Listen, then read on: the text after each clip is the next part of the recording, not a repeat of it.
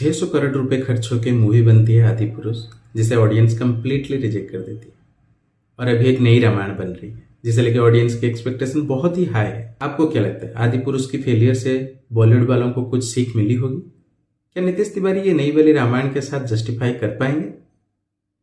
चलो चलते हैं, इस वीडियो में पूरी डिटेल्स में बात करते हैं। नमस्ते दोस्तों, welcome back to my channel gems for you. Guys, अगर आपको ऑनेस्ट मूवी रिव्यू या फिर वेब सीरीज रिव्यू या फिर सजेशन पसंद है तो मैं बोलूंगा ये चैनल को सब्सक्राइब कर दीजिए, क्योंकि हमेशा मैं इस तरह के कंटेंट अपलोड करता हूँ। और अगर ये वीडियो आपको थोड़ी सी भी अच्छी लगती है तो एक लाइक जरूर कर दीजिएगा। अब आते हैं टॉपिक पे। सबसे पहले बात करते हैं कि आदि पुरुष मूवी फेलियर क्यों हुई या फिर ऑडियंस उसको क्यों नहीं एक्सेप्ट कर पाई। एक एक पॉइंट पे हम बात करेंगे। पहला पॉइंट लेते वीक वीएफएक्स। आप रामायण जैसे टॉपिक को टच कर रहे हैं और उसके ऊपर मूवी बना रहे हैं, आप वीएफएक्स में कॉम्प्रोमाइज बिल्कुल नहीं कर सकते।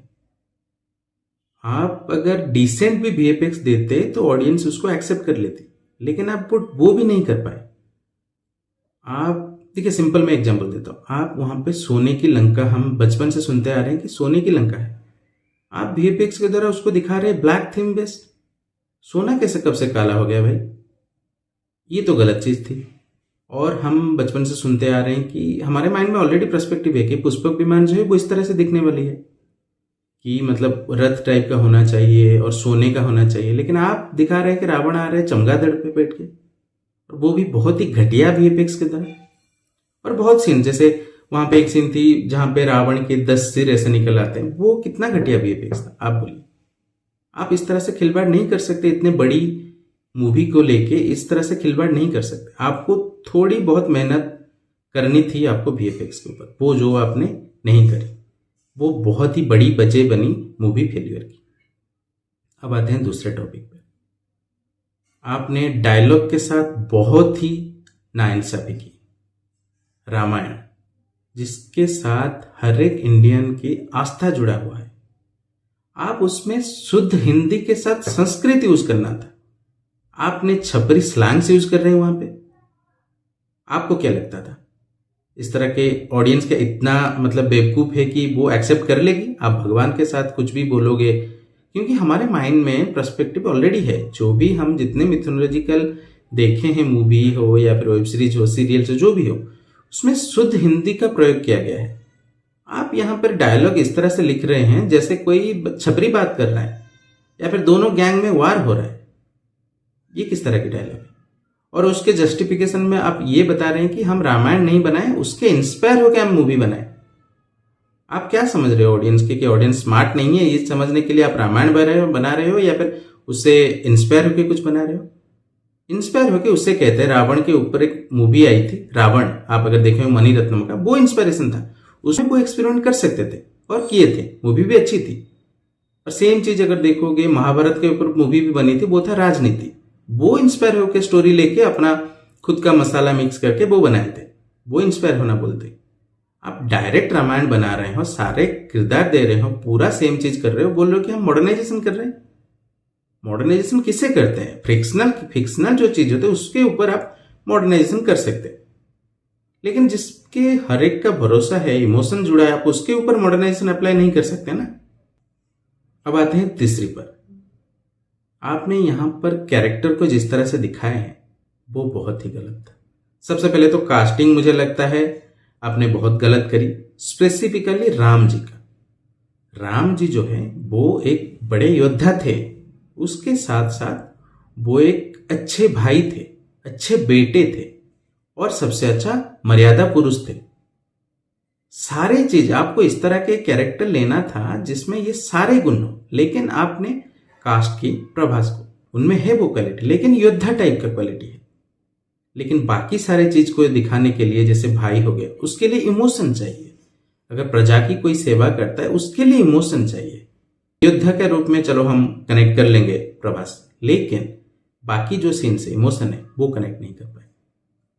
और आप रावण को दिखा रहे हैं छोटे बाल में। आप बोलिए, जितने भी कोई भी आप उठा लो, जितने भी वेब सीरीज बनी है या फिर इंडियन मिथोलॉजी गॉड के ऊपर जितने बने, सबका बाल जो है, सिंपल चीज, बाल जो है वो घुंघराले बाल होते हैं और लंबे होते हैं।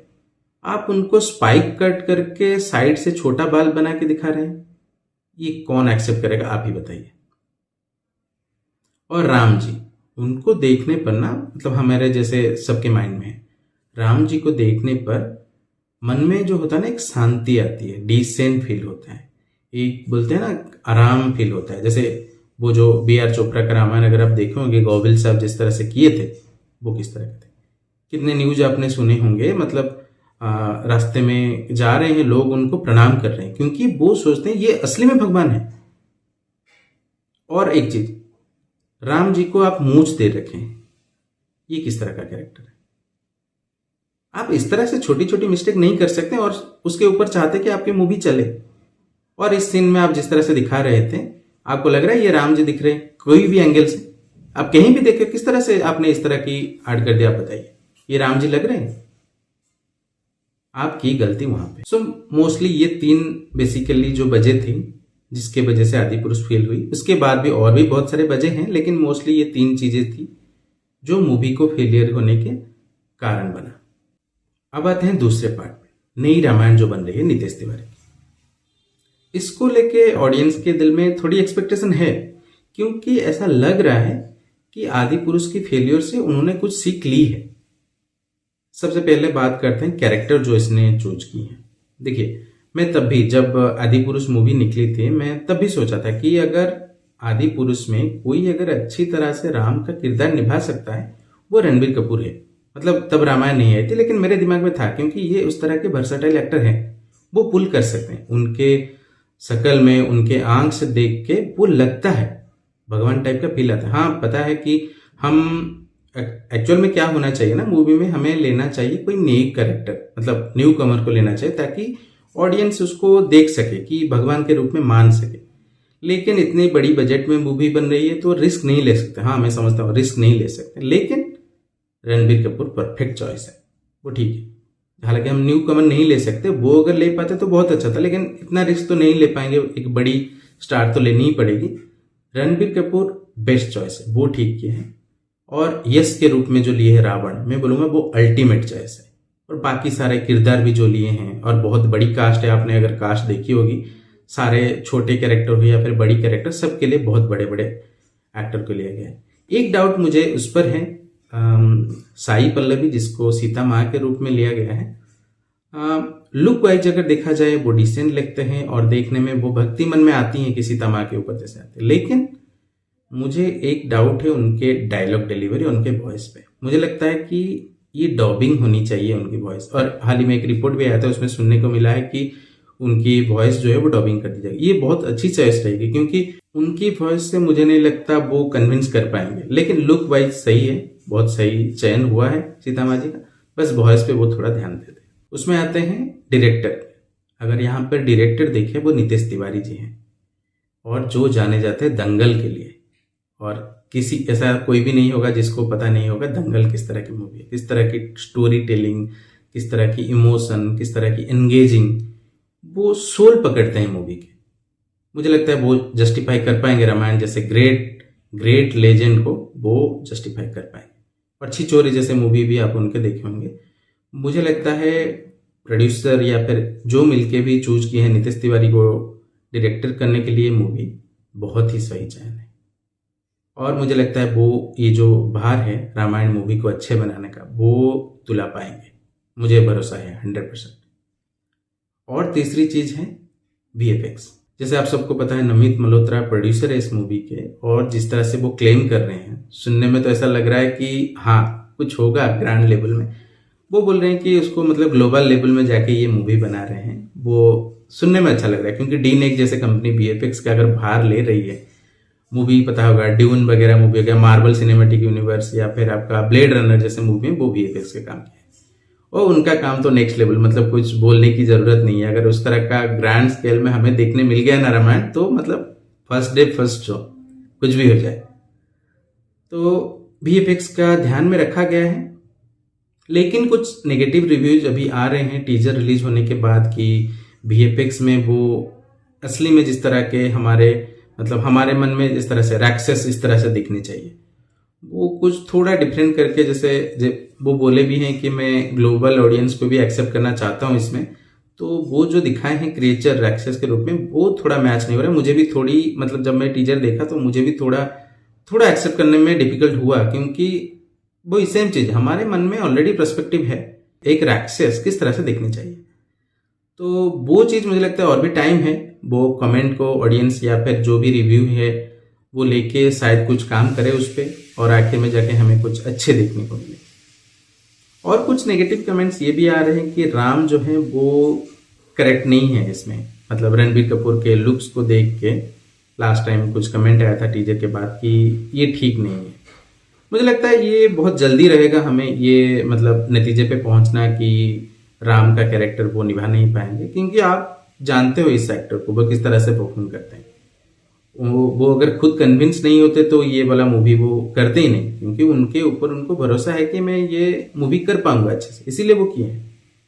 तो हम जल्दी रहे हो जाएंगे अगर हमसे गलती हो जाएगा अगर हम इस तरह से बोले कि राम क्या कैरेक्टर खराब वो निभाए। हमें वेट करनी चाहिए वो किस तरह से निभाए।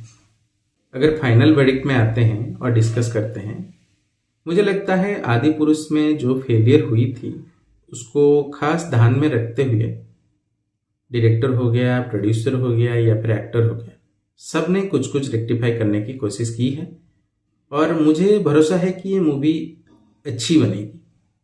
सारी चीज को मैं देख के बोल रहा हूँ, ना कि कोई पर्टिकुलर चीज। डायरेक्टर को देख रहा हूँ मैं यहाँ पे, एक्टर को देख रहा हूँ या फिर प्रोड्यूसर को देख रहा हूँ, या फिर म्यूजिक यहाँ पर ए आर रहमान है, और फिर फॉरेन से भी बहुत अच्छे डायरेक्टर म्यूजिक डायरेक्टर लिए गए हैं। तो ओवरऑल मुझे एक्सपेक्टेशन है ये मूवी हमारी एक्सपेक्टेशन को पूरी कर पाएगी। अगर करती है तो ये मौका रहेगा हमें अपनी मूवी को ग्लोबल लेवल में, हमें नॉट ओनली मूवी, हमारी कल्चर, हमारी सभ्यता को पूरे ग्रैंड स्केल में पूरी दुनिया के सामने दिखा पाएगी। आपको क्या लगता है, क्या रामायण सही में वो एक्सपेक्टेशन पूरा कर पाएगा? क्या ये मूवी ग्लोबल ऑडियंस को एक्सेप्ट कर पाएगी? आप जरूर कमेंट के माध्यम से मुझे ये बात बताइए। चलो चलते हैं, आज के वीडियो में इतना ही, फिर मिलेंगे नेक्स्ट वीडियो में। तब तक के लिए टेक केयर।